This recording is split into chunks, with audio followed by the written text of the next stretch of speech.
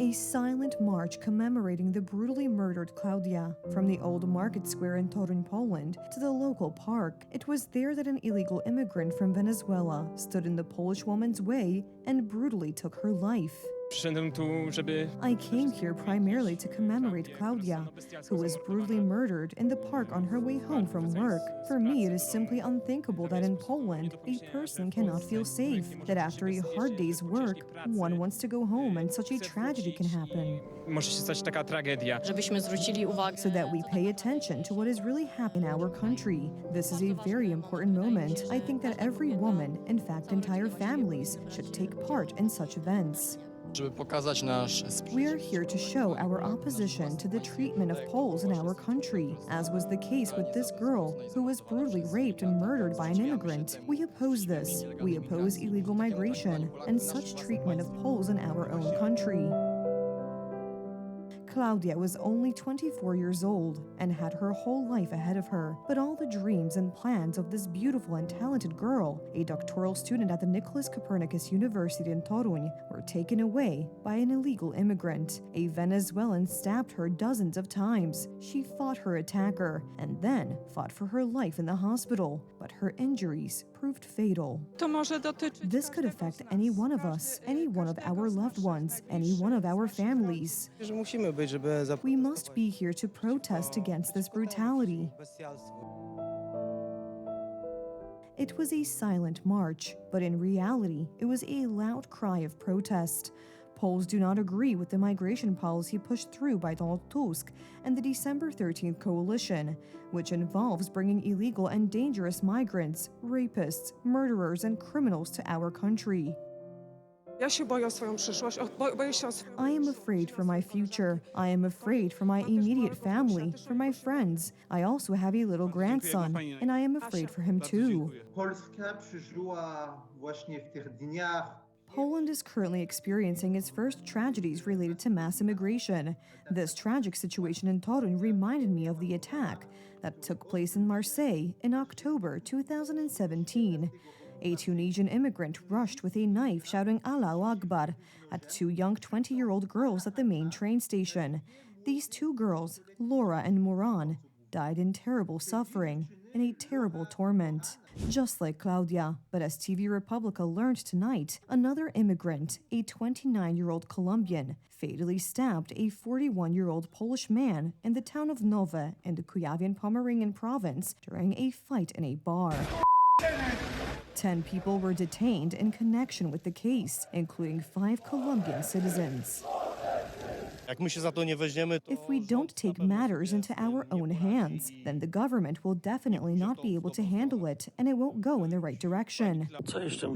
What else has to happen in Europe or Poland?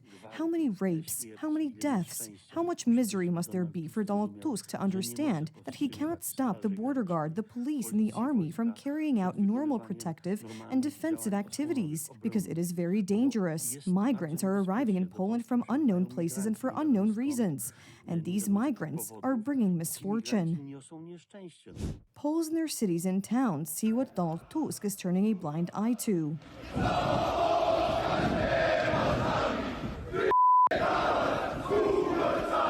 People care above all about their own safety and that of their families, their loved ones, their children, their daughters. What happened in Germany, Belgium, and France is already beginning to happen in Poland. The next stage was terror, violence, rape, and riots on the streets of French, Belgian, and German cities. Today, illegal immigrants rule many neighborhoods with brute force. There are so many of them that nothing can be done. A dramatic increase in crime and murder rates. In Germany, for example, immigrants from Syria or Pakistan commit 4 times as many crimes. In France, foreigners commit 3 times as many murders as French people. So the narrative about integration, that these people can be integrated and that future generations will be integrated, is not true.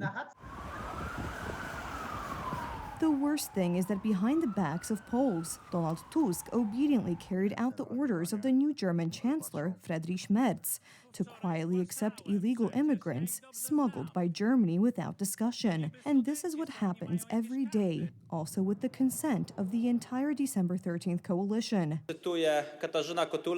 quote Katarzyna Kotula, "I am ready to take migrants under my roof, so I appeal to the minister to implement what she said. Please provide your private address. Currently in Szczecin and Świnoujście, Germany is sending us dozens of migrants every day, so I hereby commit to transporting all these migrants to Mrs. Kotula's home. Alternatively, I appeal to Mr. Tomasz Siemoniak to also provide his private address, if he believes that nothing is happening." Dariusz Matecki, a member of the Law and Justice Party, described the entire migration process that has been taking place in Szczecin and the surrounding area for weeks. The Germans bring whoever they want to the Polish border. They get off the buses. We have recordings. I am currently publishing daily recordings of the Germans transporting migrants in unmarked buses. 6, 7, 8 citizens from Somalia, Eritrea, and various African countries get off. They are received by border guard officers, put on buses, and taken to a facility in Szczecin. Something unbelievable is happening there. These people are given residence cards. This is an example of where fictitious data is entered. Later, they end up in Polish cities, towns, and villages. If someone disregards the fundamental human value of safety, which is one of the most basic human needs, safety at school, on the street, in the park, wherever we are, if someone disregards this value, then to me, they are simply a moral dilettante. Well, Donald Tusk did just that, because he also called on Poles not to vote in a referendum asking whether they wanted security in their own country.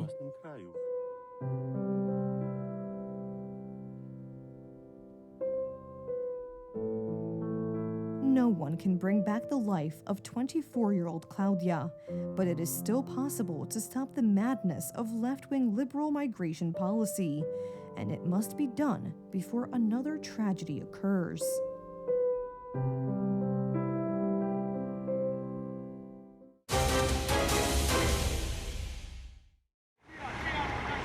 Greece has rescued hundreds of migrants off its southern islands of Gavdos and Crete in 5 separate incidents since Friday, its Coast Guard said on Sunday, July 6th. More than 430 migrants were spotted and rescued about 25 nautical miles off Gavdos, Greece's southernmost island, on Sunday.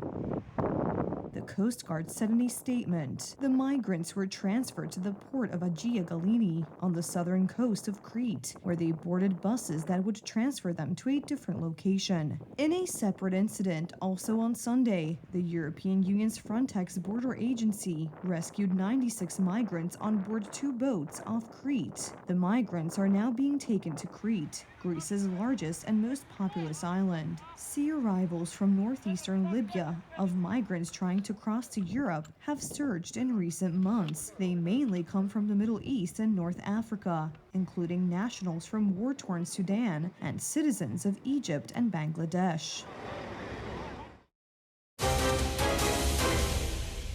Flash floods in central Texas have killed at least 50 people, including 15 children. The search continues for more than 20 participants of a religious camp in Kerr County, including many girls. Rescue workers continue their desperate search for campers, vacationers, and residents swept away by the water. 28 adults and 15 children. The Christian camp, Camp Mystic, where more than 700 girls were staying, was hit the hardest. 27 people are still missing. The day after the disaster, search teams were confronted with a tragic scene. Everything right now, currently our biggest focus is to making sure that we get families reunited with their loved ones. And so we are not going to stop until we are able to get those families reunited. The devastation was such that I'm still in shock today.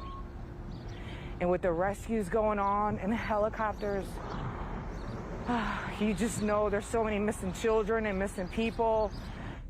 Pope Leo XIV offered his condolences to the flood victims during the weekly Angelus prayer. I would like to express sincere condolences to all the families who have lost loved ones, in particular their daughters who were at summer camp in the disaster caused by the flooding of the Guadalupe River in Texas in the United States. Catastrophic floods hit Texas on Thursday. Between 100 and 250 liters of rain fell per square meter in the area from San Angelo to Kerrville, which is as much as usually falls in this region in several months. The 2025 Wife-Carrying World Championships have come to an end in Sonkajärvi, Finland. Over 200 people from 18 countries took part in the event. This is one of the strangest sports in the world. Its history dates back to the 19th century. The famous Finnish thief and robber Rosvorainkainen and his gang kidnapped women and fled with them through the forest, carrying them on their backs. Each year they are more hungry, and I think there are several guys who can I think win today. During the race, the pairs competed on a course full of obstacles, fences, water tanks, and sand sections. This year, the pair from the United States triumphed. Feels good. She did a great job. We went underwater and she didn't panic, so we're happy. She did a good job. The discipline attracts strong and fast competitors. Husbands must have exceptional endurance, and the ideal wife, well, is one who weighs little, is brave, persistent, and has complete trust in her husband. We're just gonna have dinner and go to the party and celebrate with everybody, get to meet everybody from around the world. I think it was 18 different countries, so just excited to share memories. There were various techniques for carrying wives. The most important thing was to reach the finish line with her partner safe and sound, which was not always easy. The competition has been held in Finland since 1992. Others also liked the idea, and energetic men carried their wives in competitions in Australia, the US, Hong Kong, Estonia, and the UK, among other places. Since 2014, the competition has also been held in Poland.